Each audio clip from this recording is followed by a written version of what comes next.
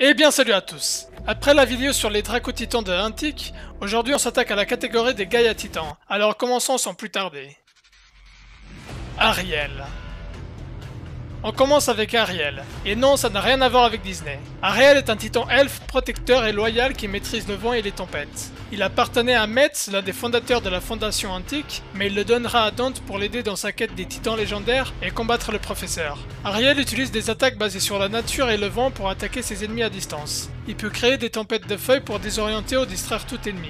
Il peut aussi utiliser les vents pour voler et attaquer depuis n'importe quel endroit. Il peut également tirer des tornades de ses mains et il contrôle assez bien les courants d'air pour effacer des traces de pas dans le sable. Lorsqu'Ariel est entré en hyperfusion, ses tornades ont gagné en ampleur et en portée et il est maintenant capable de créer des tornades autour de son chercheur pour lui permettre de voler.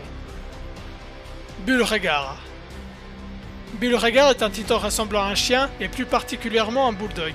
En tant que meilleurs amis de l'homme, les titans Bulregar sont plus souvent utilisés comme des compagnons que comme des titans de combat. Il n'est pas très puissant comme titan mais ses sens aiguisés sont utiles à leur chercheur. Sa capacité à parler, ou plutôt aboyer, lui permet d'intimider ses adversaires. Ce titan n'a été vu que 2 fois dans les 2 saisons et il appartient à Guggenheim. Roi Elfe Oberon. Oberon est un titan elfique avec une légère armure orange. Il possède une épée à la forme elfique qui est capable de créer des sphères d'énergie qu'il envoie sur ses ennemis pour attaquer à distance. Il est un excellent épéiste avec son arsenal de sorts, cela fait de lui un superbe combattant au corps à corps et à distance, mais il reste un titan moyen. Il n'est donc pas aussi fort que des titans comme Metagolem ou encore Lindorm. Actuellement c'est Dante qui possède ce titan, mais on ne sait pas par quel moyen il l'a obtenu. Feion. Feion est un guerrier celto-irlandais. Les chercheurs de l'ancienne Irlande utilisaient les Feion pour percer les lignes ennemies, mais aujourd'hui elle est avant tout un titan utilisé par un grand nombre de membres de la famille Casterwill et à raison. Elle ne porte pas une grosse armure, ce qui fait qu'elle n'est pas très protégée, mais cela la rend plus rapide et elle arrive très bien à esquiver des attaques ennemies. Elle possède une épée longue assez inhabituelle et en plus, tout comme Oberon, elle peut tirer un faisceau d'énergie sur ses ennemis pour attaquer à distance. Cela fait donc d'elle un titan d'exception pour le combat, d'où le choix des Casterwill de l'utiliser aussi souvent. Parmi les utilisateurs notables, on peut noter Sophie et son frère Lucas. Gaebolg. Gaebolg est un puissant titan arbre qui appartenait au féroce guerrier chien Cuchulainn. Son nom signifie lance barbelée et représente la force de la terre et la rapidité de l'eau. Son amulette a été laissée dans la tombe du passage de Newgrange en Irlande. C'est Scarlet Burn qui se liera avec Gaebolg des années plus tard. Il ressemble à un arbre humanoïde rempli de verdure avec des feuilles en guise de cheveux. Pour le combat, il utilise une grosse épée, ce qui fait de lui un bon épéiste. Lorsqu'il engage un combat, sa puissance augmente grâce à sa compétence Berserker. Il est également capable, en utilisant sa force, d'appeler des serviteurs appelés Kalbolg, même si cette capacité ne sera jamais vue dans l'animé. Geirwolf. Geirwolf est un titan loup vu uniquement pendant un court instant. Il appartenait à Ethan Lambert, le père de Locke. Il s'en est servi pour combattre les gardes personnels du professeur. Il est un titan spectral capable de se transformer en loup astral pour traverser ses ennemis et les prendre par derrière. Il est l'un des titans les plus puissants d'Ethan. Il a été capable d'étourdir 2 Gryphosaures en même temps sans aucune aide. Il est très rapide et possède des sens aiguisés. Il peut aussi geler ses adversaires ou tordre l'espace pour désorienter ses ennemis. Kelpie. Kelpie est un titan cheval blindé et aquatique avec une crinière et une queue d'eau et des nageoires sur les pattes. Comme c'est un titan aquatique, il peut se battre sur terre comme dans l'eau. Il est utilisé par Sophie Casterwill, même si on ne sait pas comment elle l'a obtenu. Sa grande force, ce sont ses attaques chargées. Il s'élance vers l'avant avec rapidité pour attaquer ses ennemis rapidement. À part ses charges, il utilise ses nageoires tranchantes comme des rasoirs et ses sabots pour attaquer. Khiprin.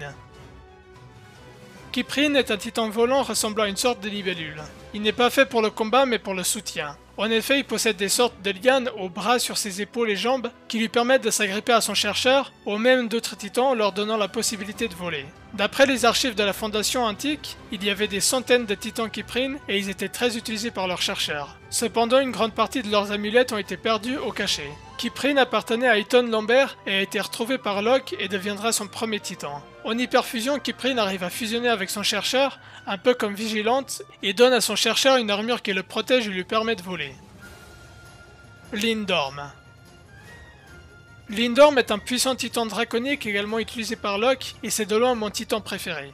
Il est extrêmement sauvage et indomptable, ce qui demandera à son chercheur de s'entraîner à le maîtriser, mais une fois Lindorm acquis, il devient un compagnon de combat incroyable. Son amulette a été enfermée dans l'épée de Saint Georges, retrouvée par l'organisation, mais récupérée par Dante et donnée à Locke. Ces titans ont inspiré les dragons vikings qui manquaient généralement d'ailes, décrits comme des serpents avec des bras. Il n'a pas vraiment d'attaque magique aux capacités hors normes, cependant il arrive à s'enrouler pour ressembler à une toupie et rouler à toute vitesse pour ainsi attaquer ses ennemis grâce aux épines dans son dos qui se chargent d'infliger les dégâts.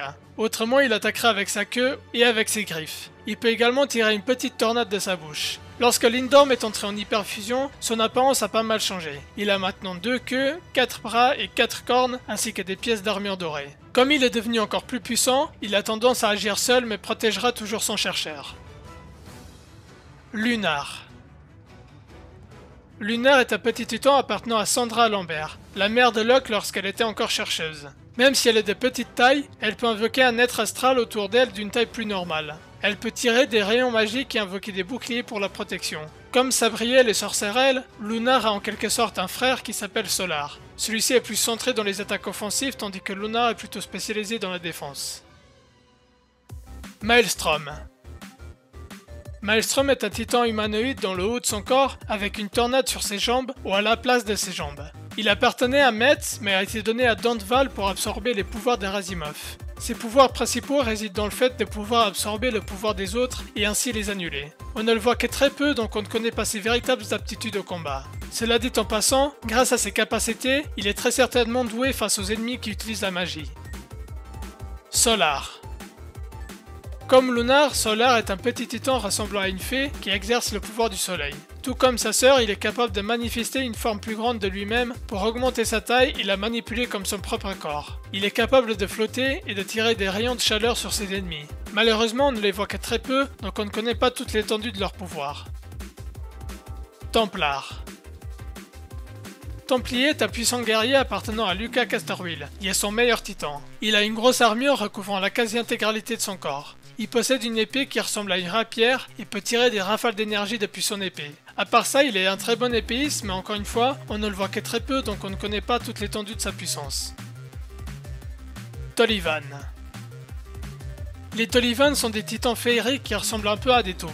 Ils sont des titans plutôt faibles en attaque et ils sont utilisés plutôt en conjonction avec un autre titan pour le protéger car ses capacités de base sont le fait d'absorber les attaques. Il résiste ainsi mieux aux attaques qui seraient fatales à d'autres titans. Il est aussi capable de se mettre en boule et de rouler comme un ballon à toute vitesse. Tolivan appartenait autrefois à Dantval, mais il le donnera à Monteu comme premier titan, lui faisant ainsi découvrir le monde des titans. Wildwood Druid.